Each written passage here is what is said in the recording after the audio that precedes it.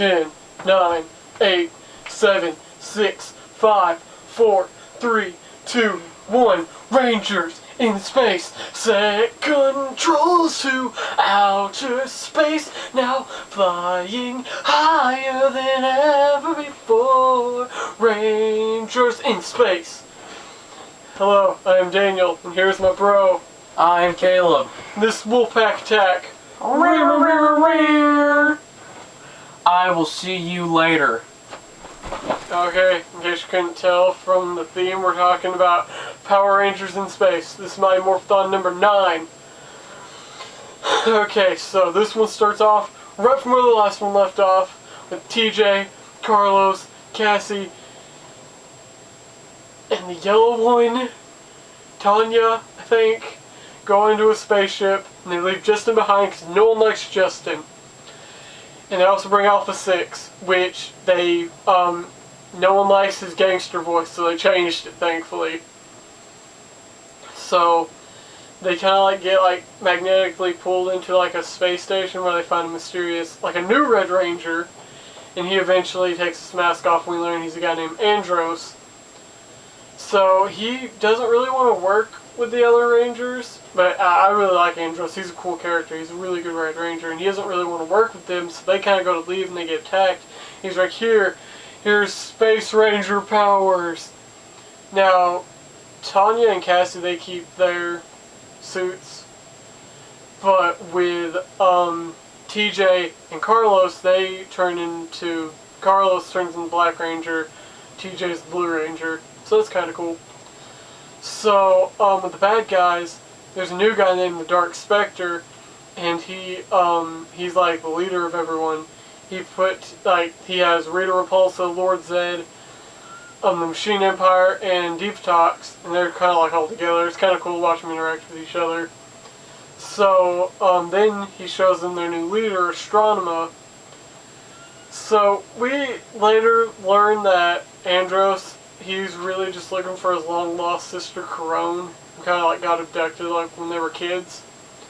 There's also so Saban was making another show called Ninja Turtles: The Next Mutation, and so they got to cross over with the Power Rangers, and it's a really good episode. Go check it out.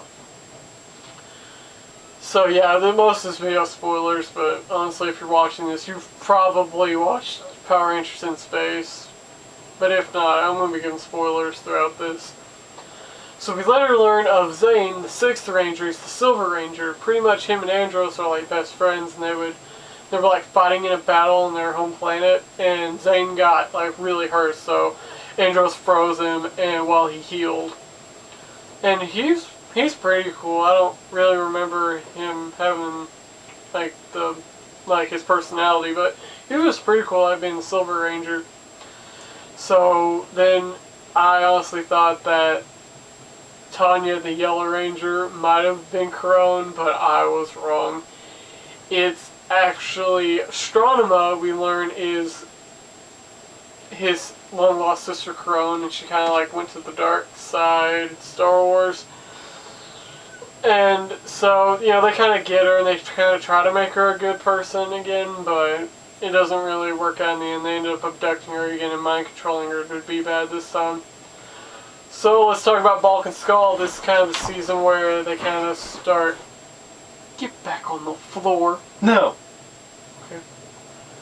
So this is kind of the season where they kind of, like, they barely even appear. They appear sometimes, and most of the time they don't. Which, it takes place mostly in space, but when they are on the Earth we see them a little bit, but not much. They kind of help this guy named Dr. Phenomenus. And he kind of like believes in aliens. He's like, come on, Bulk and Skull, let's go look for aliens. And I'm like, okay. We actually just met Bulk and Skull at Lexington Comic-Con, and it was awesome. They are amazing people, and they're hilarious. They gave him candy, but I didn't get any. It was cool to meet them. They were nice. So, I also met Johnny Young Bosch and Steve Cardenas. I think that's how you say his name. I met those two, and they were really cool to meet. So, so they, We also met the person in the alpha suit. Yeah, we did. She was cool too. She was cool to meet. So, anyway, we're probably just gonna go... Oh yeah, they defeat the Dark Spectre, and Astronema ends up becoming, like, the head of, like, the evil people. We also see the Phantom Ranger a couple times in this show, but we still never learn his identity, so I'm just gonna assume it was Billy. I think we're all just gonna assume it was Billy. So, then we learn... Like, okay, we're just gonna go into the finale. Spoilers.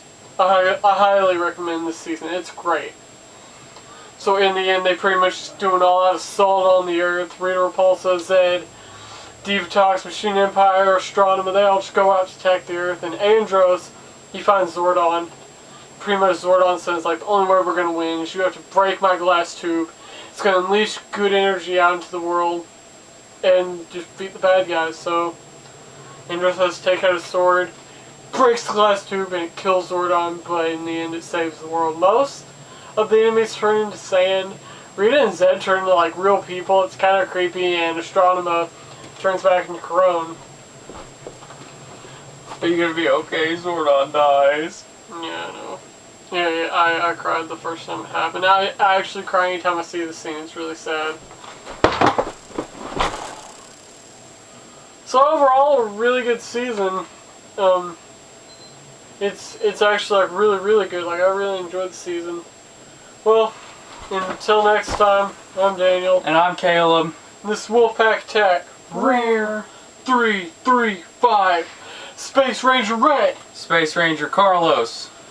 And I also want to say, if you've watched Power Rangers in Space and you want to talk about it, just go into the comments and tell me what you thought about it. Comment below in the comments. Goodbye. And subscribe.